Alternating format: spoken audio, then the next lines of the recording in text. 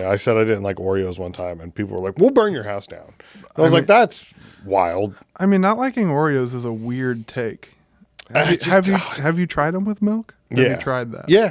To be honest, I was such a big milk fan as a teenager, that I was mad that Oreo would leave their little flakes in it. I was like a purist. I was like, I can respect that. Yeah. As a milkman myself. Yeah. Oh, I forgot. That. We were both of the milk. We're from the leche, you know?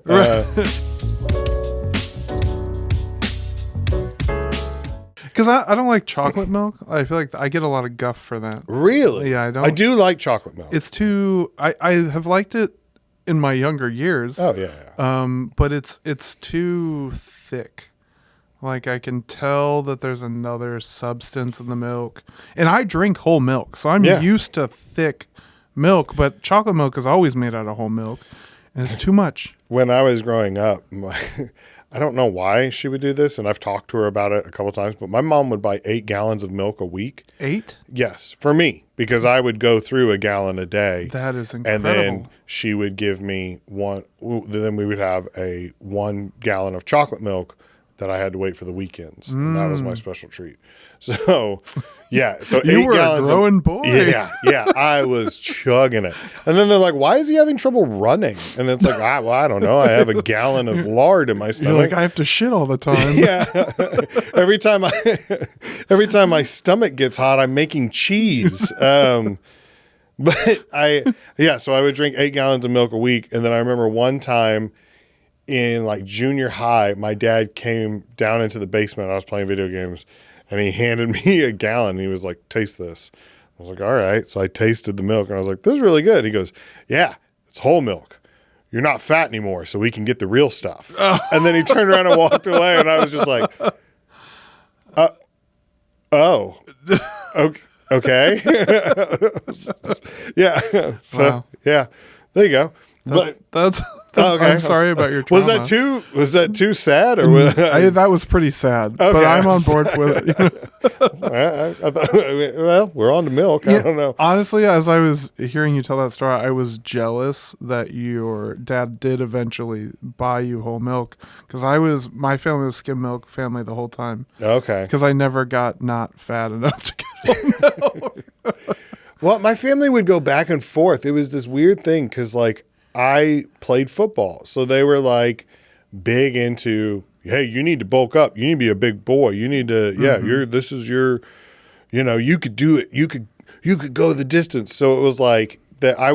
They'd make me like work out a lot. I mean, not make me. I did enjoy it. Let's not put too much blame on them.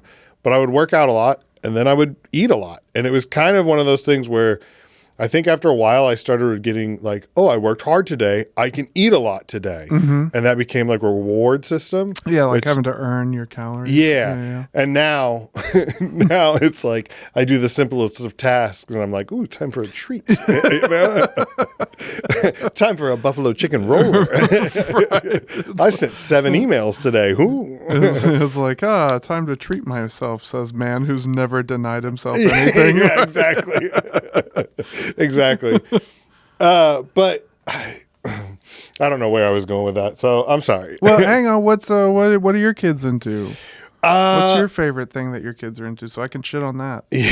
Honestly, your answer was so much better because you're like, my daughter builds things and does this and does that, and it's like we really like Gravity Falls. Oh, hell yeah. But it's just a cartoon show, Yeah, but it's awesome. It is cool. It is cool.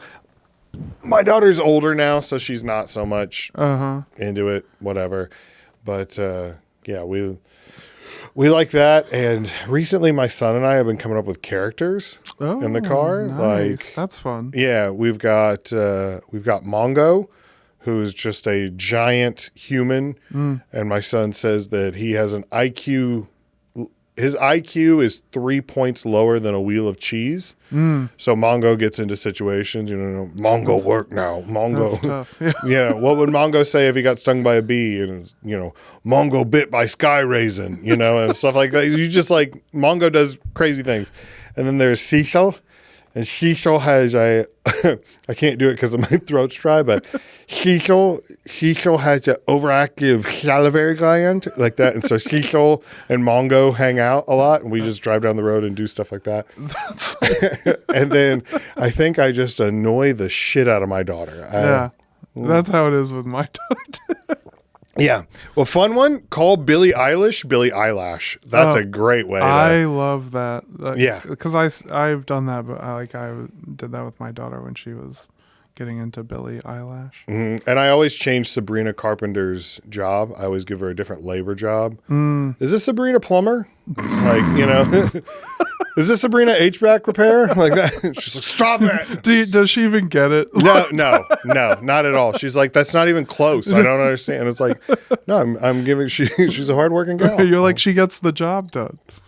That's a different singer. No, those are my things. I want to talk about Gravity Falls more with you. Okay, yeah. Because I actually have a personal history with Gravity Falls. I was on the show. What? No, I'm kidding. Okay. That's not true. That's not true. You're like, I was Bill. What? I was Zeus. Okay. I was old man McCluckett. I did. So I worked at an escape room for a little while. Oh, nice. And I love escape rooms. Dude, they're fun. They're so much fun. I love them so much. It was cool working there. I really liked that job. Mostly because I worked right under the owner of the company. So really I was the boss. I got to do whatever I wanted.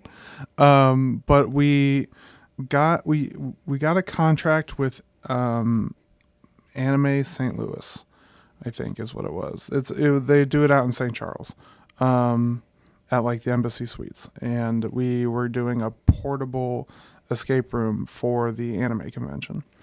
And so I got to, from scratch, design a escape room that could be ported around, and it was Gravity Falls themed.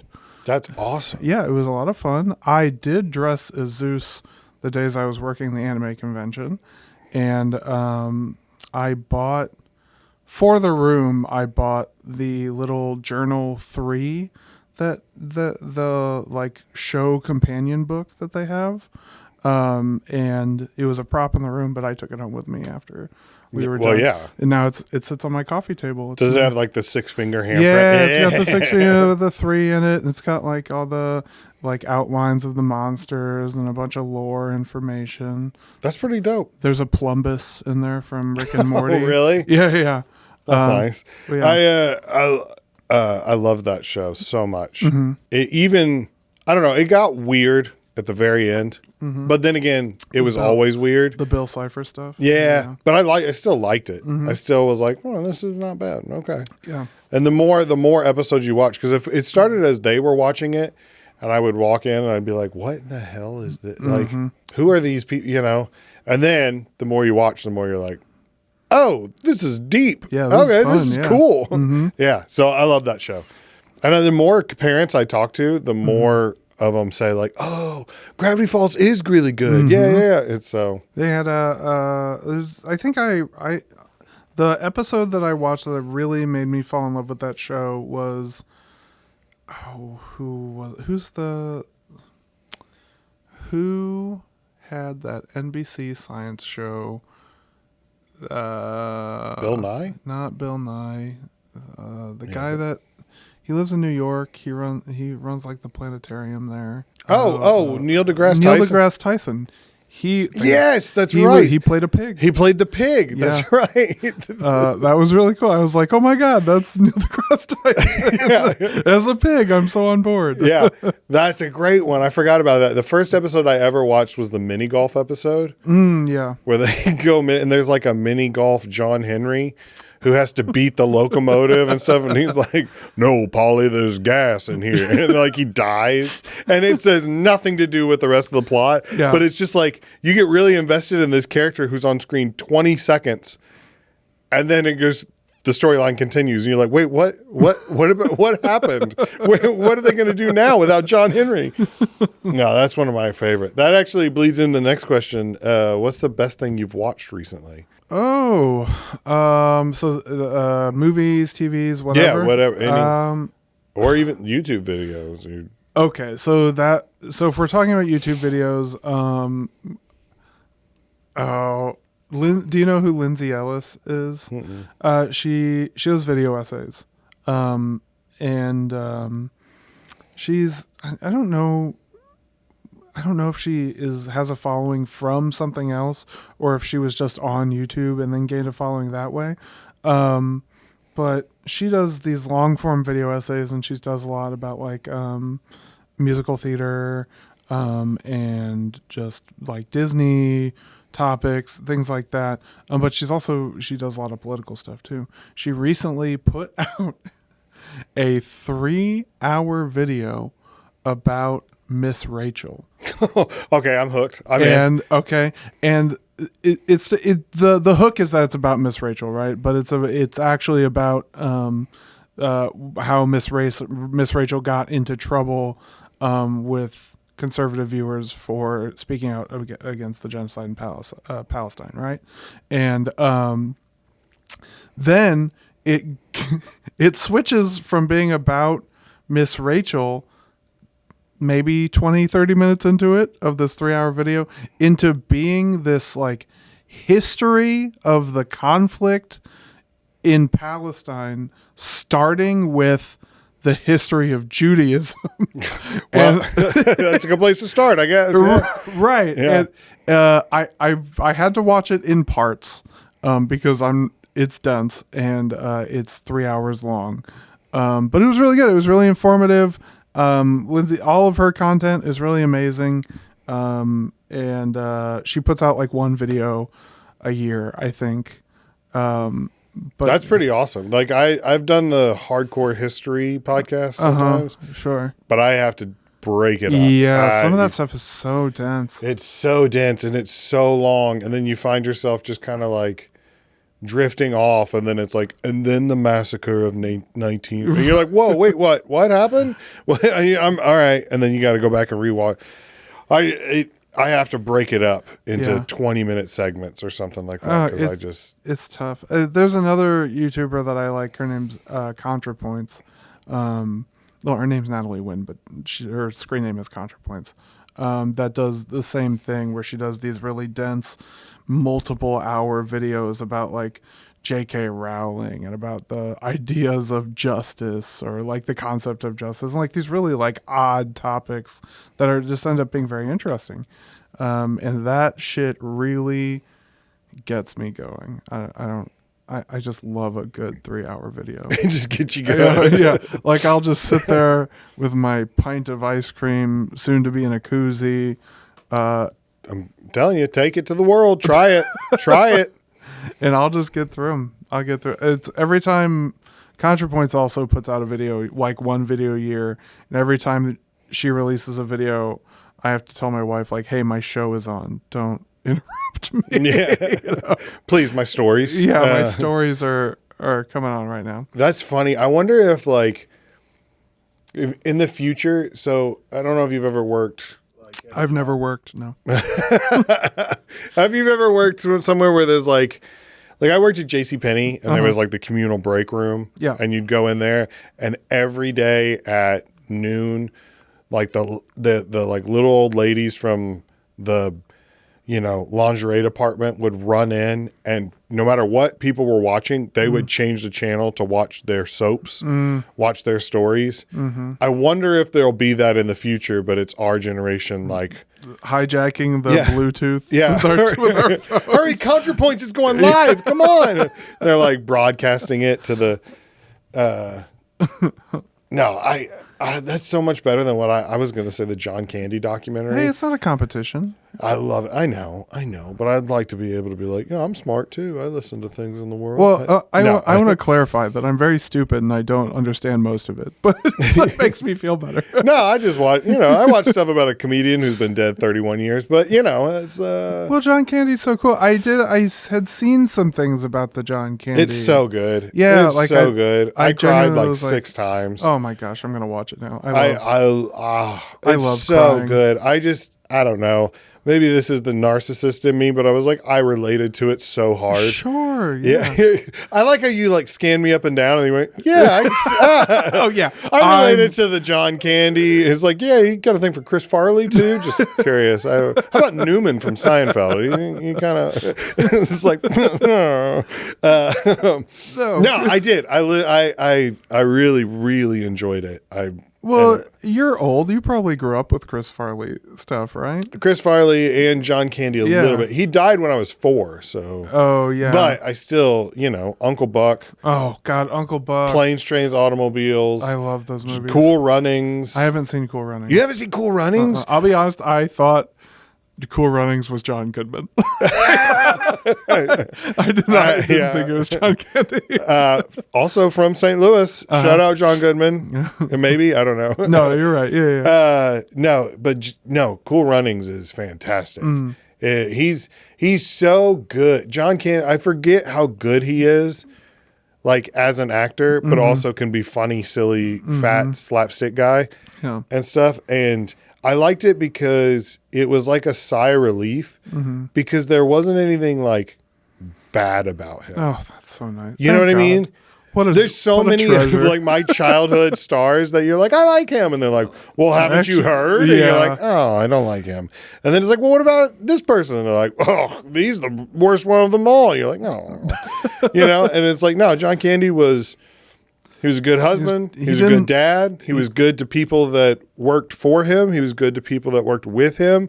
He always tried to help out. He always tried to do the right thing. Like, yeah, he had a problem with eating too much and drinking too much, but he wasn't like an angry drunk, right. So it's like, okay, I love him again, And they play just enough clips of like his like serious moments that you're like, damn, I love him. Yeah. Yeah. Well, how old was he when he died? 44. 44, yeah. Gosh. I would say he might not have lived long enough to disappoint us, but I think that's a pretty good run. 44. That's a pretty good run because they say once you hit 40, you are the person you're going to be. Like, I had a therapist say that. Like, wow. Like, yeah. That is sobering. Yeah. They're like, you can commit to like changing and being different and stuff like that, but once you hit 40, you're most people... She said, it's not that you're not capable of change, but most people kind of like, these are the tracks I'm in, I'm going. Yeah, I mean, at that point, you've been doing whatever you're doing for 40 years. Yeah. 35 of it conscious. And most of it, I mean, let's be honest, that's more than half most of us are going to get. So you might as well. Yeah. Don't I know it? That's... Yeah. I got diagnosed with diabetes at 25. I'm not making it out. Yeah. Past 70. If I had a laundry list of everything that has happened to me recently, it's it's been a month. It's been a month. It's been one of those months where like something happens and you're like, oh, okay, that's a new development. Thanks. Okay, cool. Wasn't planning on that tonight, but here we go. Tell me about that. What's been going on, baby? Oh, that's all right. When I hook you up with the Tokyo Club information, I'll we can get into it. I don't know. My parents and my kids watch this occasionally, so it's like, well, wait till we have that conversation. Sure, yeah, I got you. Yeah, you're not gonna air your dirty laundry out on your. Of course, now as soon as this episode drops, everybody's gonna be like, "What's wrong? What's going on?" Like, no. Ironically, I ran it past Bree just because I was like, "Is this a bit?" She was like, "No, you need to get that checked out." I was like, "Yeah, but I think it could be a bit." Yeah. Well, that's the thing is we think everything could be a bit. I can't tell you how many times I tried to write material about when my daughter's mom passed. Like, well, you brought up coping earlier. So I ended up having to make a podcast about it because I couldn't get material to work about it. It's just because like, oh, it's sad. Yeah. There's so many stories where I'm like, I'll say something and then wait and everybody's like, oh. I'm like, it was supposed to be funny, guys. Yeah, that came from the same part of the brain that the funny one came from. So I thought, oh no, everyone's sad. Okay, I'm sorry. That was just. Yeah, you can't. You gotta. At some point, when you're bringing the room down enough, you have to be like, all right, I need to look back into myself about this. Wait, you guys not enjoying this too? I don't know. It's so weird when you tell a story and then people like, and they just stare at you with like a blank face. And you're like, no, it's like, haha. Like, please laugh. They just like touch you and they're like, no. I was standing outside with Bree the other night, and I every time a cat or a squirrel or rabbit or anything runs by, you know. How many times does this happen? A lot. Wow. This happens a lot. Especially, I mean, St. Louis, you'd be surprised. There are so many night creatures out. And so we were standing outside Platypus the other night, and I was just like, cat, rabbit, like that, like doing this, like as we were talking. And she was like, I need to know that you're listening to what I'm saying. And I was like, I am. I can't, I don't know what it is. And she goes, yeah, that's your autism. And I was like, I don't have autism. And she's, oh, buddy. Like that. I didn't want to be a rude, but I was going to ask. I was like, what? No, I just like, I like animals. I thought you'd like animals. She's like, yeah, okay. All right. I was like, oh, man. I don't know. Took too much Tylenol. Yeah. And I was circumcised. Oh, so, rats. Yeah. I technically twice. So, yeah. Well, I was circumcised once. I said that, and then you had a look on your face, and I'm like, okay, well, now I have to explain this. Please. Circumcised once at birth, sure. You know, the way the regular apparently God intended, you know. Uh-huh. And then once when I was 6, our neighbor had a dog that attacked me and just got a good old bite. Yeah. Well, why was your penis out? It wasn't. It was through the clothes. Yeah. It was through the clothes. I was wearing... I was wearing Umbros, if you remember the brand. No idea what that is. It was a athletic shorts or an athletic apparel company. They are no longer with us. Worst was it because of the dog? Yeah. Sue and get some Why money? were you it's like me just taunting the dog with my penis out? No. You had like a jar of peanut butter. You'll never get this. Like that. No. No, it's just a mean dog. It's just a mean dog. And I don't know. I turned and ran because it started barking and it was chasing after me. It was called a chow chow. Oh, sure. I know what that. Yeah. Okay. Yeah. It was like a kind of a fluffy dog. So it's kind of intimidating to be like, yeah, you see this cute cuddly thing?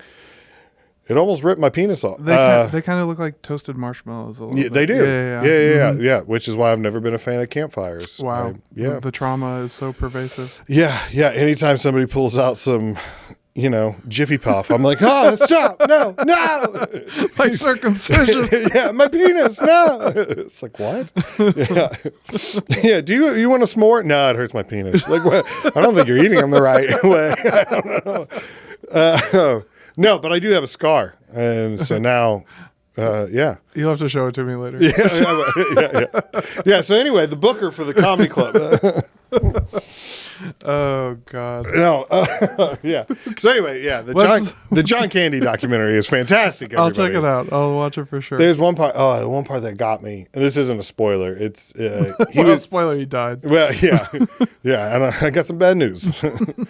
Planes, Trains, and Automobiles Part 2, not gonna make it. Oh, yeah. No, he got drunk at a party and he, I guess, got in a bad mood. And they were like, they say in the documentary that even though he was in a bad mood, he didn't like cause a scene. He just like, I'm gonna leave everybody. And he was walking home and Dave Thomas pulls up, not Wendy's Dave Thomas, but the comedian, and rolls down the window. I was like, hey man, get in the car. And he just keeps walking for like a mile and a half. And then he gets in the car and he's like, you don't understand what it's like. You don't know what's going on in here and stuff like that. And I was like, oh my gosh, we're the same person. Like that. And I just loved it. Oh, it's such a good documentary. But yeah, seemed like he was a good dude, which made me happy because I'm so sick of hearing about how everybody's a failure and the most evil person you've ever met. And it's like, oh, hey, like if you would have asked me 10 years ago, like, do you like P. Diddy? I'd be like, yeah, I love his music. It's awesome. And now you're like, oh. Yeah, that's how I feel about Kanye. Yeah. Oh, God, right? I love Kanye's music. He had said Graduation is so good. It's so good. God, it feels so bad. It feels so bad to listen to his music. I know. You're just like, oh. Yeah. Yeah, it's just, and then, I mean, yeah, Bill Cosby. That was a huge. I loved the Cosby Show growing up. I loved Fat Albert. I loved like all those things, and then it was like, oh, Oh, he's he's a monster. Okay. My only exposure to Fat Albert was the live action movie With Kenan Thompson. yeah, with Kenan Thompson. Yeah. Yeah, that came out in like what 06, something like that. Yeah, I think so. My dad had some of the original records because he made them into vinyls or whatever, and he had some, and so he would play them sometimes when I was a kid. And he was like, "Oh, I loved these. These are so funny." And they were funny. They still held up. I mean, it was kind of dated, but it still holds up. Yeah, I mean, it was from like the 80s, right? Speaking of, no, try the 60s. 60s? Yeah. Wow, that far back? 60s or 70s. It was when my dad was a young kid, and he was born in. He probably doesn't want me saying what year he was born in because he doesn't want to be considered old. Oh, yeah. okay. I get it. Nobody does. Yeah. Nobody does, but whatever. No, and then he, finding out that he was a bad guy, you're like, oh. But speaking of showing my kids stuff from like way back when my childhood, we watched Airplane the other day. Oh yes, I love it's still pretty good. Yeah, it still holds up. I like Airplane a lot. We Caroline and I just watched the new Naked Gun movie. Oh, is it good? Yeah, I liked it a lot. It has a lot of high points and then a couple of jokes you're like, okay. All right. Yeah, we watched God, what did we watched? Oh, I was thinking we watched one of the original Naked Guns afterwards, but we didn't. We watched the old Naked Gun, then we watched Lake Placid. Lake Placid? Yeah. Oh, okay. For a second, I thought you said flaccid. Yeah, I was Lake like, Placid. I don't think I've seen That's that definitely the porn parody of Lake Placid. It's so funny. That'd be funny if it's still about a crocodile, but the nose is just droopy. Right. You know what I mean? It's got like the character, the Betty White character is like a bustule. Of course.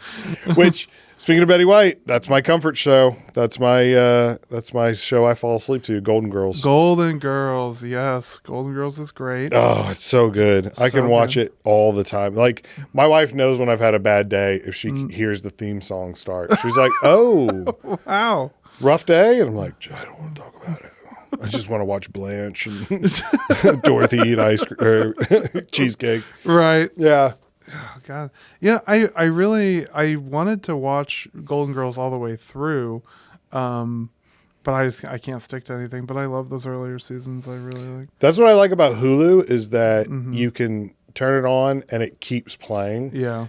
And there's 7 seasons of it, so it's just on in the background. It's just on in the background, and it'll just keep going. And like, you can always like, I'm at the end. All right, well, let's just start it over, and then you kind of like catch the episodes you missed. And I the only time I watch TV really is right before I go to bed, and so most of the time I make it through like the intro and like the first scene, and then I'm just out. Passed out.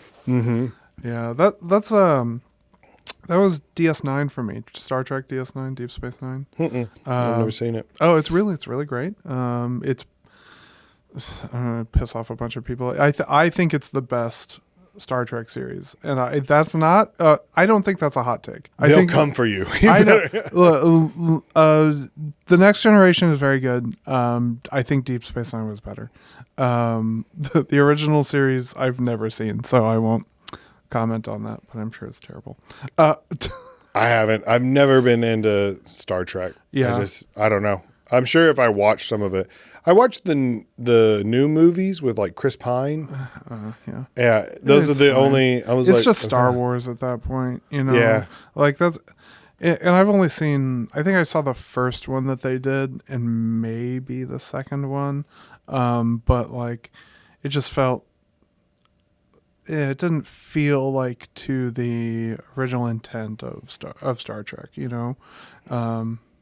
But no, I feel like that's kind of true about like all the contemporary Star Trek is that it's very like action oriented and it's, they have a higher budget, so they're not as constrained with the plot as they needed to be on like Next Generation or Deep Space Nine for sure. I've always heard that if you're going to get into like a space fantasy, you need to watch Firefly. Firefly is very good. Or is that the movie? Well, there's the movie, and then there's a show that goes along with it. So it was the show first. They did one season of the show, and then it got canceled. And then like a couple years later, they did a movie to wrap it up called Serenity. Okay. Yeah. No, Firefly is great. My wife and I bonded over Firefly when we first started dating. But yeah, that's really good. It does suck because there's only one season of it, and it does a really good job of building itself up for like there being multiple seasons. And then it just never happened. Just didn't happen. Yeah. And the movie was a little sad. It was kind of sad, not like in a bad way, but oh, this is sad. This is what happens to the characters kind of way. That's a question I always ask people in here is like, what's the best on-screen death? Which one makes you just but that's just it. It's all about how you determine best, because it could be one that made you laugh. It could be one that like made you feel something, one that made you happy when a character died. Like I feel happy because you have it on the screen here. The Iron Giant is such a good on-screen death like that. The Be Good. Yeah. Oh my God, Vin Diesel. Yeah, I always forget that's him. I love the Iron Giant. Other than that one, what is? Oh, okay. So who's the kid in the top right? Oh, G-Baby? I don't know who that is. Oh, from it's not Moneyball. It's Hardball. Keanu Reeves is a like gambler, alcoholic, something, gets in trouble with the court, and his community service is he has to teach an inner city youth baseball team. Sure. And they're in Chicago, and like there's one of the kids who's technically too young to be on the team, like forges his birth certificate so he could be out there, and he's tiny. They call him G-Baby. And spoiler alert. Oh, that's rough. He doesn't make it. Yeah, which I'm sorry to ruin it for you, because if you do go back, it is a fantastic movie. Yeah. Even if you're not into sports, it is a great. I feel like sports movies kind of are separate from the sport themselves. Yes. Because, the sport is just a plot device at that point. But, yeah, exactly. But yeah, no, that's crazy. It reminded me of another on-screen death that really affected me. Was the end of American History X? When the little brother gets shot, from the kid from Terminator. Oh yes, I spent the first time I watched that movie, I'll never forget, because it got to the point where oh shit, who's the other actor in that? Ed Norton and his brother. He had told them his story about being in prison, and he understood, and they had the scene where they tear down the Nazi flag from their bedroom wall, and you're like, oh, good. Yeah. And then the movie didn't end. No. It keeps going, and you're like, I don't need this. Yeah. Wait, why is it still going? Why? And I felt like Edward Norton's character was going to get killed. That's what I thought happened. And I think that's what they wanted you to think that was going to happen. Shout out Guy Torry. Yeah. And then the little brother goes to the bathroom and it gets got, and you're just like, what? I was so nervous. Guy Torry came and did the podcast a year ago, probably 2 years ago now. And I was so nervous to meet him because I loved American History X and also comedy nerd and everything like that. And I was just like, he would talk and I would just like sit there and listen and then forget like, oh yeah, I'm supposed to ask another question. Shit. Right. What's the best joke you've ever heard? Like, it's just like, there's no way I should have had access to interview him, but I did. I did. That's so cool though. Yeah, it was really cool. But then every time someone brings up American History X, I'm like, yeah, well, I know him. He's so cool. He would stop someone from being racist. Yeah, he could break Edward Norton's icy heart.